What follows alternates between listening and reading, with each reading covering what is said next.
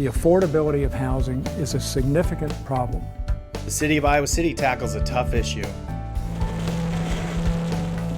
The fall program returns this month, helping you keep your lawn looking good. And what is ageism? Age began to be characterized as a social issue and problem to be fixed. An author and activist defines a new movement. And it all starts right now on this edition of Iowa City in Focus.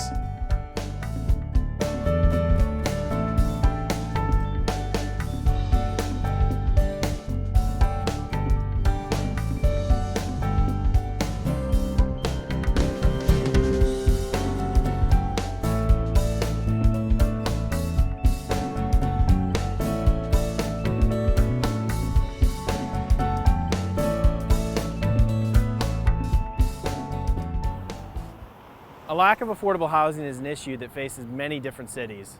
For Iowa City, that problem is greater than any other community in the state. Because of that, the city has been working on implementing a new strategic plan to tackle the issue. So we're taking on the challenge here, and anybody who lives in Iowa City knows that relative to other cities in Iowa and their surrounding region, we have a significant challenge with regard to the affordability of housing. There's a need for student housing, but then also that puts a pressure on the local market. For a variety of reasons, studies have listed Iowa City as the most expensive place to live in the Hawkeye State. That's why the Iowa City City Council made affordable housing a top priority. So that we build a strong affordable housing policy as a region. At the beginning of 2016, the council asked city staff to develop a plan to tackle the issue. After months of review by several different departments and organizations, the end result was an action plan that included 15 recommendations. And it's such a comprehensive approach. There are so many different facets to what they're trying to do. So it's not just one thing that they've identified, but several different things. And it's just, to me, I don't know, it's incredible that they're doing this, and hopefully it will really spur a lot more discussion about creating affordable housing opportunities everywhere in Johnson County. The plan is to have implemented each of the 15 items by the end of 2017. The proposals range from direct subsidies to zoning code changes, some of which have already been put in place. This is a very, very high priority. One item that sparked a lot of excitement was the newly created Affordable Housing Fund, which recommends contributing $500,000 to $1 million on an annual basis. Half of the funds would go to the Johnson County Housing Trust Fund. 30% would be for land banking, and the remaining 20% used towards low-income housing tax credits. And those funds are made available to housing organizations or local entities or developers who propose to do affordable housing. They in turn then have to ensure that the folks that are utilizing the housing that we're providing money for are going to meet the low to moderate income standards. Neighborhood Services Coordinator Tracy Heitschuh says the financial support is more critical now than ever before. In the last 15 years we've seen declining federal funds coming into us for affordable housing. So looking at the long term, we can't rely on our federal funds always being there. So it's really important to have an annual consideration and an annual amount coming in so that we can implement programs and we can incent affordable housing. The exact amount that would be budgeted each year will have to be carefully considered, which could lead to tough decisions. We have a responsibility to the taxpayers in Iowa City. So we'll have to think about that from year to year about the amount of, in terms of the amount of money that would be put into the new line item having to do with affordable housing. If something unexpected happens, maybe one year, maybe we can't afford it. I don't know. We'll find out, because sometimes bad unexpected things happen. While the measures being put forth will provide incentives, it will take investors of affordable housing units to complete the process. We can lay the groundwork for affordable housing, but until we get providers that actually build the housing and sell the housing at lower rates and rent, so we're relying a lot on the private sector. For the Housing Trust Fund of Johnson County, the plan is a step in the right direction. It is huge. I've worked in affordable housing for 25 years, and I've never had anything like this happen before. The goal is to alleviate pressure on the market, but Mayor Throgmorton says this plan is not a blueprint to eliminate what is and will continue to be a tough issue facing the city of Iowa City. In the end, I think it'd be too optimistic to say that we are going to solve the affordable housing problem in Iowa City. That's just pretty naive. What we will be able to do is make significant progress toward addressing the problem. And that in itself is huge, and it is a major step forward for Iowa City and for the region as a whole. If you want to read the entire Affordable Housing Action Plan, you can do so by visiting icgov.org/affordablehousing. You can also view the study session and public meeting during which city staff discuss the plan by going to citychannel4.com/video. As the seasons switch over to fall, you'll soon hear a familiar sound coming down your street. We like to get the leaves while we can when the weather's favorable. The City of Iowa City has run the leaf vacuuming program since the 1970s.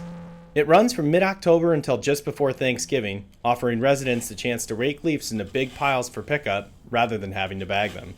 Combine them into larger piles, preferably where cars aren't parked and not around mailboxes or light poles or any utilities, and have them within 5 feet of the edge of the street or back a curb so that the hose here can reach them and we can move efficiently along. The vacuum is only designed to pick up leaves, so make sure you don't put sticks, brush, or garden refuse into your piles. Cars pose the largest obstacles during the process, so make sure to be mindful not to park in the street when crews are scheduled to work in your neighborhood. On the calendar posted areas, no parking, that's by calendar days. You want to follow the signage accordingly, and we'll come the days that the cars are on the opposite side. And it's best to communicate with your neighbors. If you see they're putting leaves out, try to work it out. If you have to share driveways or whatever. One thing that is changing this year, there will not be designated dates for each part of town. It was rare that we'd be able to stay on the scheduled dates in any given route throughout the entire season. Once that first killing frost occurred, it was very difficult to stay even working 6 days a week onto the scheduled routes. Instead, the city plans to start in Zone 5, right in the middle of Iowa City, beginning on October 17th. From there, crews will work in numerical order, repeating the cycle until the program ends on November 23rd. There will be a schedule that will be updated daily, giving advisement as to where crews plan to be over the next 5 days. That schedule will be posted on the Leaf Vacuum page on the city's website, as well as on the city's Facebook, Twitter, and Nextdoor accounts. If you don't have direct access to the internet or social media, you can always call the Streets Division at 319-356-5181. Weather and equipment problems can cause a change of schedule with little notice, so the best thing you can do is be prepared. As you have them, get them raked out, and we should be there within a few weeks' time or less if conditions are favorable and Old Man Winter hasn't closed in on us. Halloween is quickly approaching, and there are a few family fun events that you won't want to miss. The 70th annual Halloween Parade and Carnival is being held on Friday, October 21st. Parents and their kids can meet at the Weather Dance Fountain in the Ped Mall at 6 p.m. Then the march to the Robert A. Lee Recreation Center begins at 6:15. The carnival will run at the Rec Center until 8:30, featuring a haunted tunnel, dance party, games, and treats. This free event is open to kids of all ages. Make sure to wear your costume. 1 week later is more fun with the Tot Monster Mash at the Mercer Scanlon Gym on Friday, October 28th. The event is for kids age 4 to 6, and children must be accompanied by a parent or guardian. Running from 9:30 to 11:30 in the morning, the event will feature inflatable games, stories, crafts, and more. Halloween falls on a Monday this year. Trick-or-treating will be from dusk to 8 p.m. While preparing plans for the evening, here are a few things to keep in mind. When you're out and about with your kids, put something reflective on their costume, whether it's on their backpack if they're carrying a backpack or on their bag that they're carrying for Halloween treats. Check out your kids' candy before they eat it. If they bring it home, take a look at the bag. Is all the package intact, or has it been ripped open? Is there anything suspicious in the bag? Did someone slip something in their bag? How old should your kid be trick-or-treating by themselves? And even if they're old enough to trick-or-treat by themselves without parent supervision, make sure they're going with a group of friends or at least a friend. Don't send them out trick-or-treating by themselves. Please make sure that they tell the parents which route they're taking and at least an approximate time when they're going to be home, or give them a cell phone so that the parents are able, if they're by themselves, so the parents are able to contact someone. The Iowa City Senior Center frequently hosts guest speakers. And recently, a writer and activist drew a big crowd to hear her thoughts on age discrimination. The Iowa City Senior Center recently hosted Ashton Applewhite to speak about her new book, This Chair Rocks, a manifesto against ageism. Applewhite's ideas have received national attention, comparing ageism in our society to movements such as women's rights and civil rights. A crowd of over 200 people crammed into the center to hear her speak. I had the unique opportunity to sit down with Applewhite and learn more about ageism in our culture. Can you pinpoint a time in our culture when we started, interacting with people of older age in that fashion? In the 20th century, partly because people started to live longer, there was more old age, and age began to be characterized as a social issue and problem to be fixed. And once aging started to be conceived of as a problem, then it began to be characterized negatively. And we live in this consumer culture that, where there's this drive, of course, to buy and consume. Every ad agency in the world is focused on selling to this 18 to 36-year-old demographic, even though older people have much more purchasing power. And the commodification of youth culture in ads, in the movies, in the newspapers, in the media, everywhere, drives this idea that youth is idealized, especially cosmetically, and that we need all to spend. I mean, it's sort of bizarre if you think about it, that we believe, I think most of us, that the big challenge as we live is to adapt to and learn from life as we go through it. And then suddenly, somewhere north of middle age, the objective becomes to put on the brakes and have everything stay the same, which is not possible. It's a dumb goal, it's a punitive goal, and why on earth, should it be desirable? Why shouldn't we continue to grow and learn as we go all the way to the end? It's probably not an easy solution, but how do you reverse this in our culture then and in our society? We had the women's movement, in the 70s that woke people up to the idea that structural discrimination was a problem for women. We had the civil rights movement. We have a long way to go on both those fronts. We haven't had a movement yet that says discrimination on the basis of age is a real problem as well. And there's all these messages that come at us that shape our attitude. In this culture, we're barraged with messages from childhood on. Attitudes towards age start to form in early childhood, just the same time that attitudes about race and gender. And someone said at a recent talk, why don't we teach kids about ageism the same time we teach them about sexism and racism? Why don't we? What a really good idea. Because we're all biased and we have to work against it. So the first step, is to look at why we say, why do we blame forgetting something on a senior moment? Kids forget things too. We don't call that a junior moment. When you get to travel around and visit places like the Iowa City Senior Center, you see a place where their goal is to bring people together through talents and interests rather than through age. What do you think when you get a chance to visit a place like this? I think it's fantastic.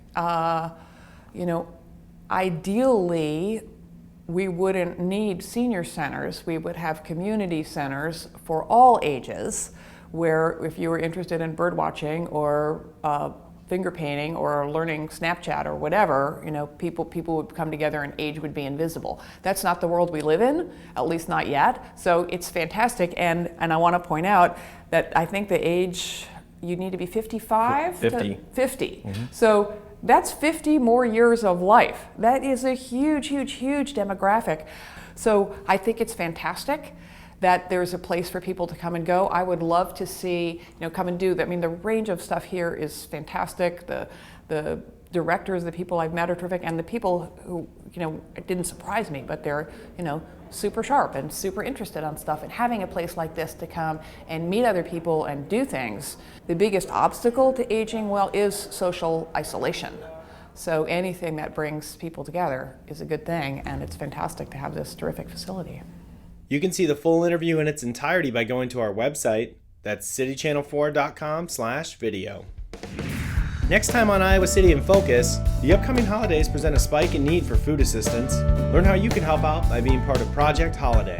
And let us know what topics you would like to see covered in future shows. Email us at info.citychannel4.com or reach us on Facebook by liking the City of Iowa City government page. We'll see you next time on Iowa City in Focus.